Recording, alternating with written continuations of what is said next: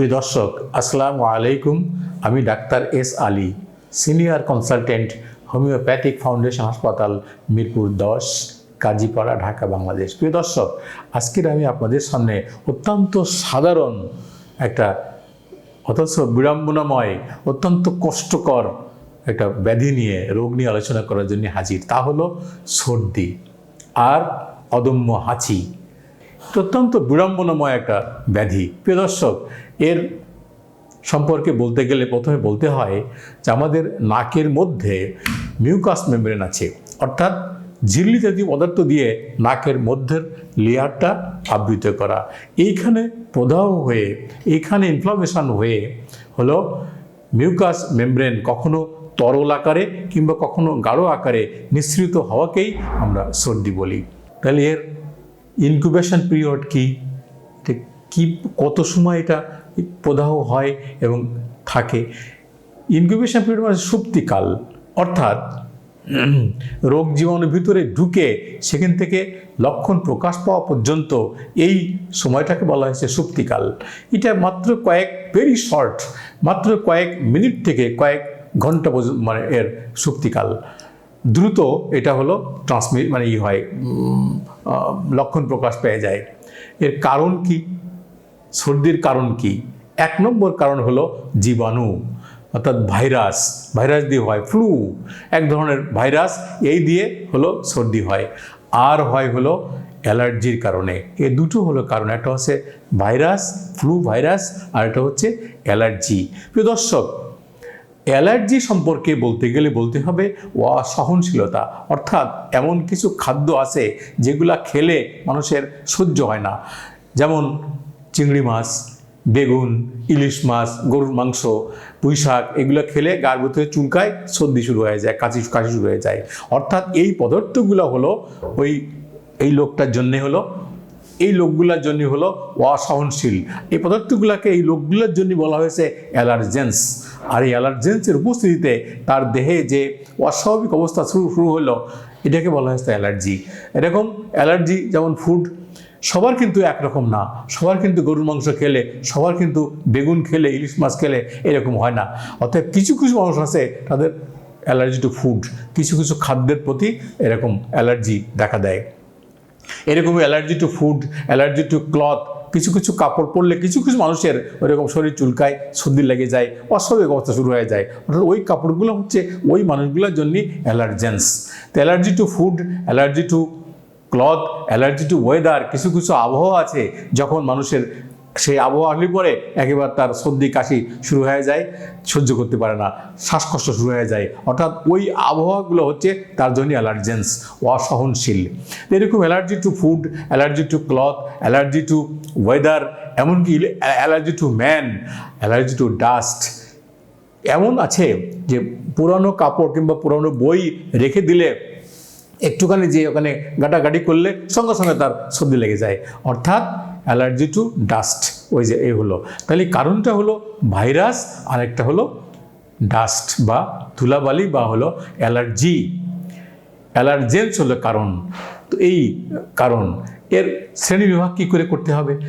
এর আগে আরেকটা কথা বলে রাখা ভালো, সেটা হলো কী করে এটা ট্রান্সমিশন হয়, কীভাবে একজনের কাছ থেকে আরেকজনের কাছে ছড়ায়। প্রিয় দর্শক, এটা ছড়ায় হলো বাই ড্রপলেট ইনফেকশন, অর্থাৎ আক্রান্ত ব্যক্তির হাঁচি কাশি থেকে, থুতু থেকে এটা আরেকজনের কাছে ছড়ায় চলে যায় এবং খুব দ্রুত ছড়ায় যায়।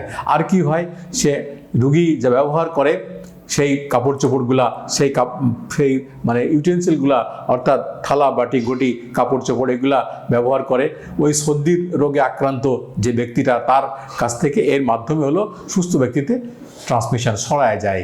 এভাবে হলো ছড়ায়। প্রিয় দর্শক, এর শ্রেণী কি? শ্রেণী হলো 2 রকমের। একটা হচ্ছে তরুণ সর্দি বা অ্যাকুট করিজা, 2 নম্বরে হলো ক্রনিক সর্দি বা হলো ক্রনিক করিজা। প্রিয় দর্শক, এই 2 রকমের, একটা হচ্ছে তরুণ আর একটা হচ্ছে পুরাতন। এই দুটো হলো এর শ্রেণী। প্রিয় দর্শকের লক্ষণ কি হয় সর্দি হলে পরে? আপনাদের সবারই জানা, সর্দি হলে পরে কী লক্ষণ হয়। নাকের ভিতরে কুটকুট করে চুলকায় এবং কখনো তরল একেবারে জলবৎ, কখনো বা গাঢ় মিউকাস অর্থাৎ সর্দি নিঃসৃত হয়ে থাকে, নাম্বার 1।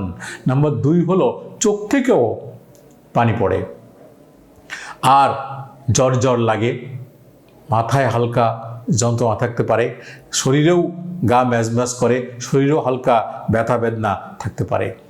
আর কি হয়, নাক মুখ চুলকায়, নাক মুখ ভারী হয়ে যায়। আর কি হয়, তরুণ সর্দিতে রোগী হাতে রুমাল নিয়ে বা এক্সট্রা কাপড় নিয়ে ঘোরে ওই সর্দি ঝাড়ার জন্যে, সর্দি মুছার জন্যে। এটা দেখে আমরা বুঝতে পারি।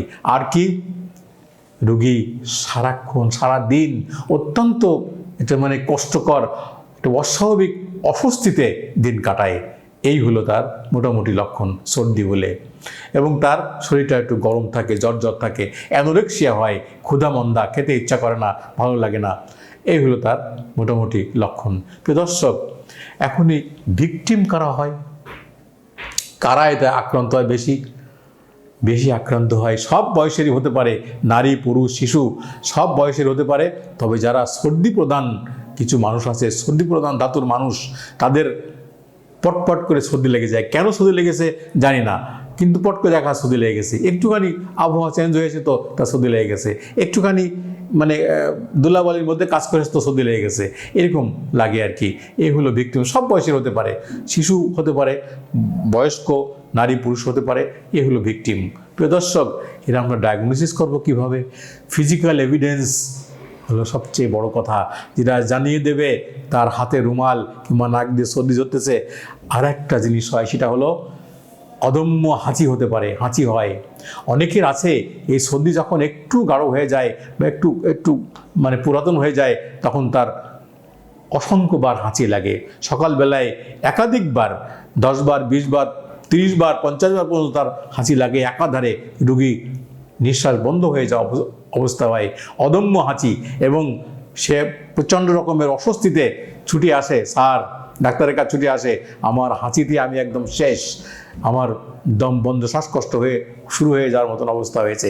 এটা হলো অদম্য হাঁচি হয় এই সর্দি হলে পরে। এখন ডায়াগনোসিস আমরা কি করে করব? এই ফিজিক্যাল এভিডেন্স এই দেখে আমরা বুঝবো যে তার সর্দি লেগেছে। আর কি হয়, তার রক্ত যদি পরীক্ষা করা হয়, রক্তের সিবিসি যদি করানো হয়, তাহলে তার ইওসিনোফিল নামক যে উপাদানটা ডাব্লিউবিসির, অর্থাৎ রক্তের মধ্যে যে কণিকাগুলো আছে, আরবিসি ডাব্লিউবিসি প্লাটলেটস, তো ডাব্লিউবিসি মানে শ্বেতকণিকা। এই শ্বেতকণিকার 5টা ভ্যারাইটিস আছে। সেটা হলো পলিমরফ বা নিউট্রোফিল, ইওসিনোফিল, ব্যাজোফিল, লিম্ফোসাইট, মনোসাইট। তো এর ভিতরে ইওসিনোফিলটা বেড়ে যাবে, রক্ত পরীক্ষা করলেই দেখা যাবে। এবং যদি আমরা সার্কুলেটিং ইওসিনোফিল করাই, তাহলে দেখবো আমরা নর্মালের চেয়ে অনেক বেশি তার ইওসিনোফিল বৃদ্ধি পেয়েছে, বেড়ে গেছে। তখন আমরা বুঝবো যে তার হলো সর্দিতে সে আক্রান্ত, তাই তার ইওসিনোফিলিয়া হয়ে গেছে। এই হলো অবস্থা। প্রিয় দর্শক, এখন এর চিকিৎসা কী করে করতে হবে? চিকিৎসা করলে রুগী এখন ওটিসি ড্রাগ হয়ে গেছে, হিস্টাসিন খায়, তারপর অ্যালাট্রল খায়, ওই যে সেট্রিজিন, অ্যালাট্রল মানে সেট্রিজিন খায়, অথবা রুপাটিডিন, রূপা ট্যাবলেট খায়, অথবা ফেক্সোফেনাডিন, এই ধরনের ট্যাবলেট ওষুধ খায়। কিন্তু এটা সাময়িক জন্যে, পরবর্তীতে আবার কারণে অকারণে আবার তার সর্দি শুরু হয়ে যায়, ভালো হয় না। তাই আমি বলি, এটার স্থায়ী ম্যানেজমেন্ট, স্থায়ী চিকিৎসা হলো হোমিওপ্যাথিতে।